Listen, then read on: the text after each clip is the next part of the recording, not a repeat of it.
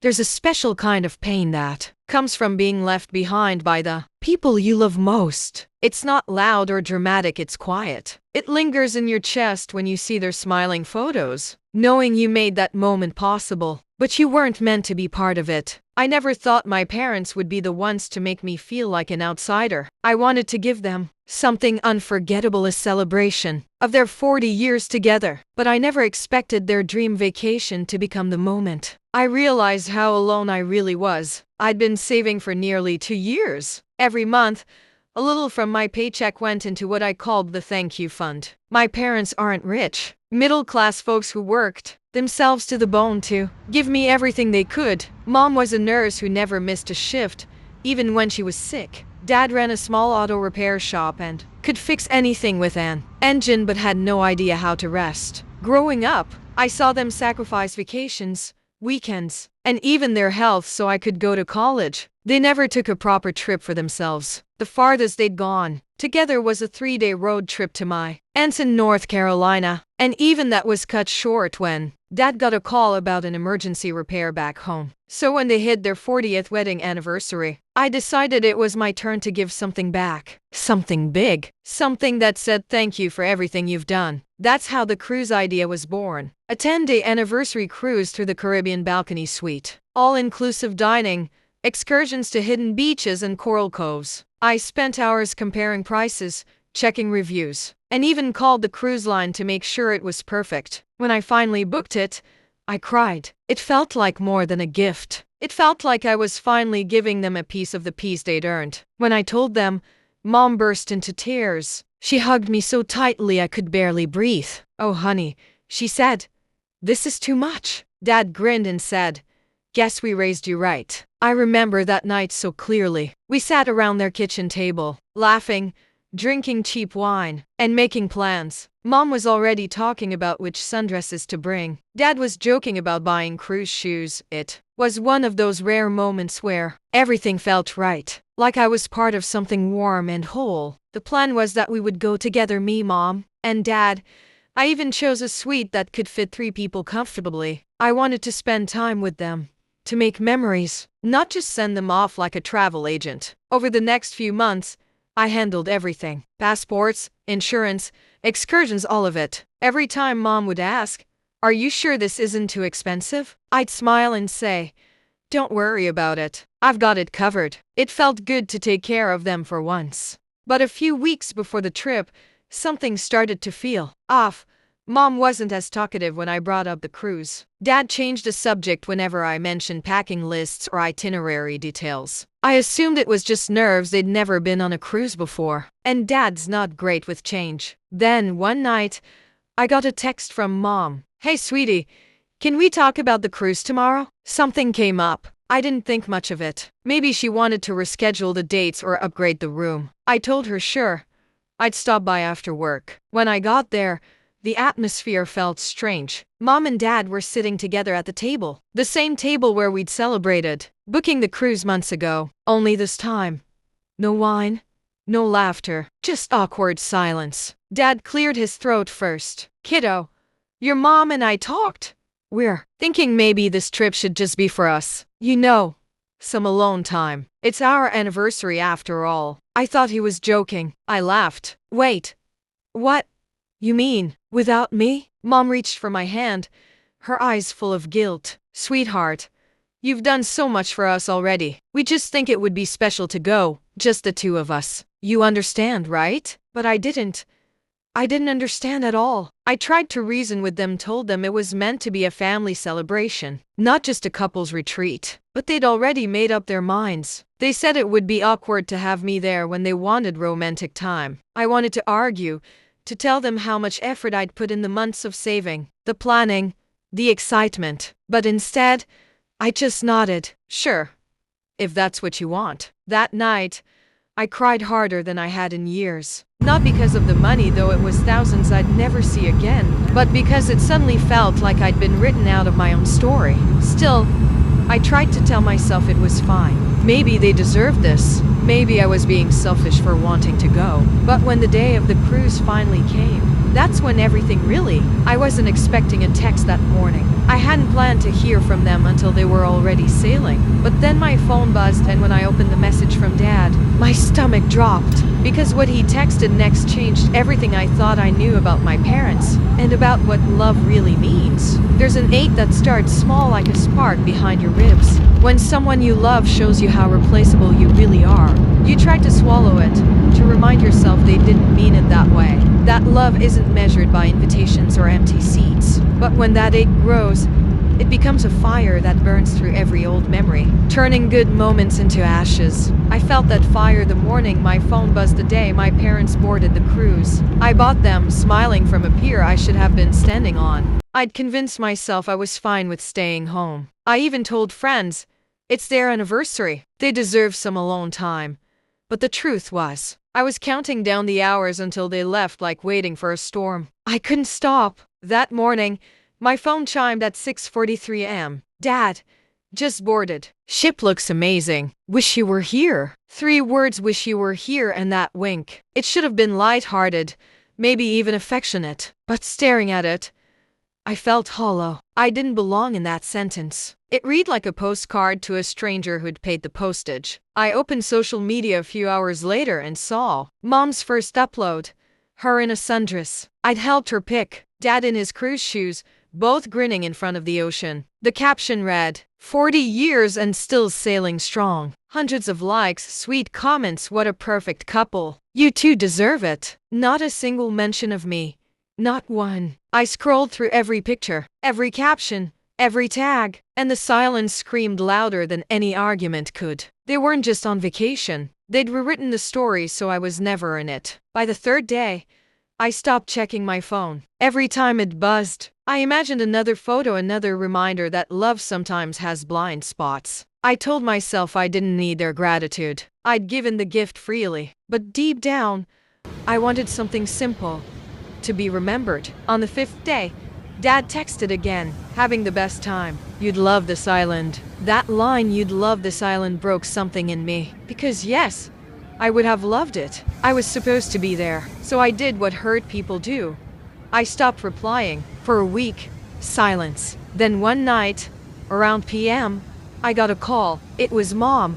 Her voice was light, happy, a little winded from laughter and music. Sweetheart, she said, we just wanted to thank you again. This cruise is incredible. We met this lovely couple from Oregon. I cut her off. I couldn't help it. Mom, can I ask you something? She hesitated. Of course. Why didn't you want me there? There was a pause, the kind that lasts forever. When she spoke, her voice trembled. It wasn't that we didn't want you. We just thought it would be nice to have something that's just ours. We've never had that before. I should have understood. I should have been kind. But the truth spilled out anyway. You could have had both. You could have had me too.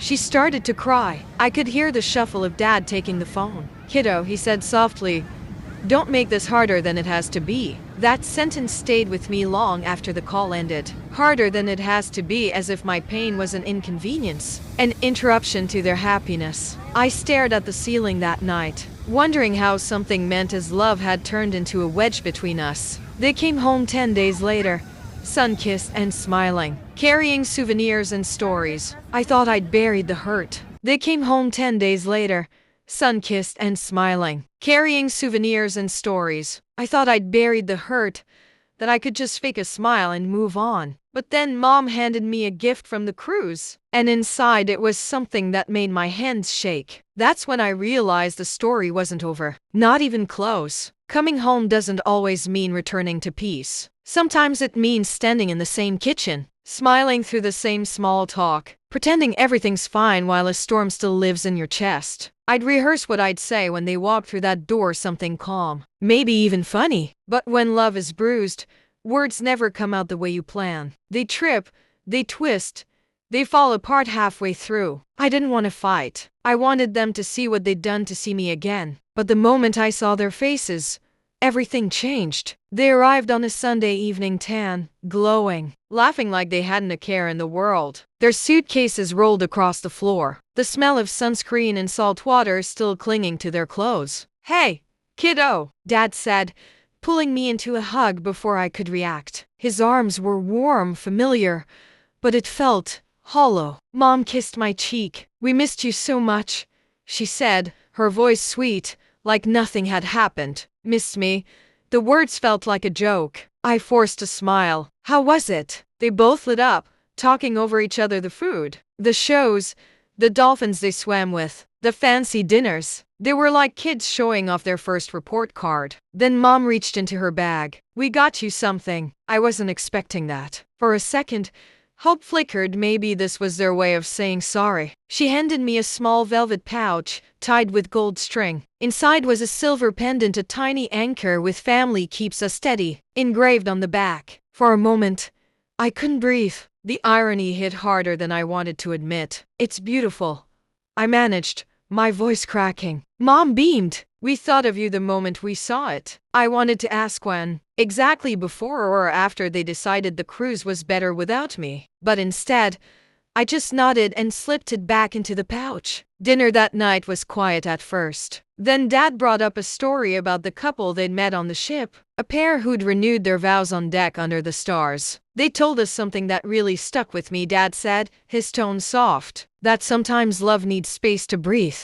to grow." I set my fork down. "Space," I repeated. "Is that what this was? Space?" He looked at me, his expression a mix of confusion and caution. "Kiddo, don't start. It was supposed to be a gift, not..." "Not what?" I asked, louder than I meant to. "Not something I was part of? Not something I worked my ass off for?" Mom flinched. "We didn't mean to hurt you." "But you did," I said. "You made me feel like I wasn't part of this family."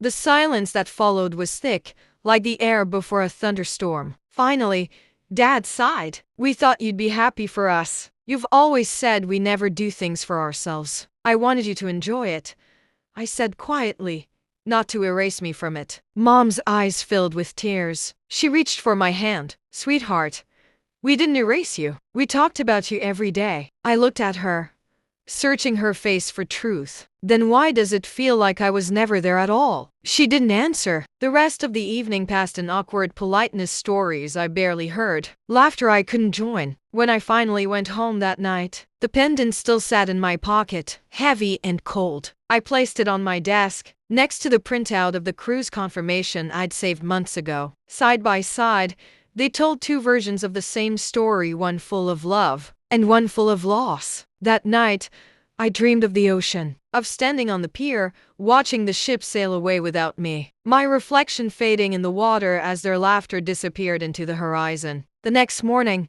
Mom called and asked if she could stop by just to talk. I almost said no, but something in her voice sounded different. When she arrived, she wasn't holding flowers or souvenirs. She was holding a letter, and what was inside it changed the way I saw everything: the cruise, my parents, and even myself. Some truths arrive softly, like waves that roll in until your feet are wet before you even notice. Others crash straight through the walls you've built to protect yourself. When Mom called that morning, I didn't know which kind of truth was coming. I just knew I couldn't keep carrying the anger. It was eating every quiet moment I had. So I said yes. I made coffee, opened the windows, and waited for the sound of her car in the driveway, half hoping she'd come alone, half afraid she would. She came without makeup, her hair still damp from a shower, clutching a folded envelope like it might fall apart if she loosened her grip. "Can we sit?" she asked. We settled at my small kitchen table, the same one where I'd once filled out cruise paperwork with so much excitement I could barely hold a pen. She didn't start right away. She just looked at me,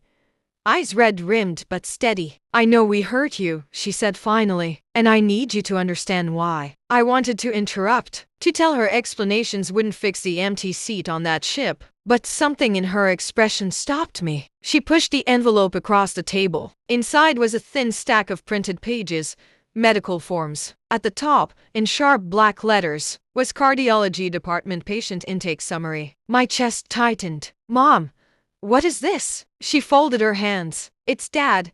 He didn't want you to know before we had answers. The doctor found something during his checkup a few months ago, irregular rhythm, possible blockage. They said stress can make it worse." I stared at her, the words refusing to settle. "You're saying he's sick?" "He's okay," she said quickly, but her voice broke on the second word. They adjusted his medication. But when you surprised us with that trip, he panicked. He told me he wanted to go, but he didn't want you to see him like that. He thought if you noticed him struggling, it would ruin the memory. So we decided just this once it would be a couple's trip. We didn't tell you because we knew you'd insist on coming, and he didn't want your worry hanging over him. I felt the anger slip, replaced by something quieter, heavier. He could have told me, I whispered. I begged him to, she said. But he's proud. You know your father. He thought he was protecting you. I leaned back in my chair, the paper trembling in my hands. All those months I'd spent feeling rejected, turns out it wasn't about rejection at all. It was about fear. Why didn't you tell me after? I asked. Because he didn't want to be pitied. And because, when we came home and saw how hurt you were, we didn't know how to fix it without reopening everything. I looked at her and saw the same woman who'd patched, scraped knees and held me during heartbreaks. She looked smaller now, fragile in a way I hadn't noticed before. I wasn't mad about the money, I said quietly. I just felt like you didn't want me. She reached across the table and squeezed my hand. We always want you. We just didn't want you to be afraid for him before we had to be. Outside, the wind moved through the trees, the kind of sound that fills a pause when no one knows what else to say. Finally, I nodded. How is he now? She smiled, a thin, hopeful curve. Better. The sea air did him good, actually. He's got another appointment next week. Maybe you could come? That invitation, small as it was, felt like the first piece of a bridge being rebuilt. We sat there a long time after that, not saying much, just breathing the same quiet air again. Before she left, she touched a pendant that still hung on my desk. That anchor, she said softly, it wasn't about the cruise. Your father picked it because he said you're what keeps us steady. That night, I called Dad. I didn't know what I would say. Apology, anger, forgiveness. Maybe all of them tangled together. When he finally answered, his voice sounded older, but softer too. And what he said before I could speak made me realize the storm between us might finally be ending. Forgiveness doesn't arrive like lightning. It seeps in slowly, through quiet conversations, through the sound of someone saying your name the way they used to. After weeks of silence, I didn't know what to expect when I called Dad that night. I was still angry, still tender around the edges, but I'd read the reports, heard the truth, seen the fear behind the choices they made. I wasn't calling to erase what happened. I just wanted to find a way to start again. Because love, even when bruised, still deserves a chance to heal. The phone rang twice before he picked up. Hey, kiddo. His voice was lower than I remembered. Tired, but warm. Hey, I said, gripping the phone tighter than I needed to. Mom stopped by today. A pause. She told you, huh? Yeah, I whispered. She told me everything. He sighed, not the kind of sigh that comes from annoyance, but the kind that carries months of things unsaid. I didn't want you worrying. I would have worried anyway, I said. That's what people do when they love someone. I know. His voice cracked. I know that now. We sat in that silence together, me at my kitchen table, him on the other end of the line, both of us holding onto a thread of connection that had stretched, thin but never quite broken. Finally, he said, that cruise was supposed to be a goodbye. The words hit me like a wave. What? I didn't know what the doctors would find, he continued. They were talking about possible surgery, and I wanted one more trip with your mom. Just us. In case. My throat tightened. You thought you were dying. And you didn't tell me? I thought I was sparing you. Turns out I just made everything worse. There was a long pause before he added, almost in a whisper, I saw the pendant when we got home. I saw your face. I knew I'd messed up. I didn't know what to say. My anger had nowhere left to go. It melted into something softer, grief, maybe, or relief. I forgive you, I said finally. The words came out shaky but real. But next time, just let me worry with you. That's what family's for. He chuckled, a small broken sound that somehow still held warmth.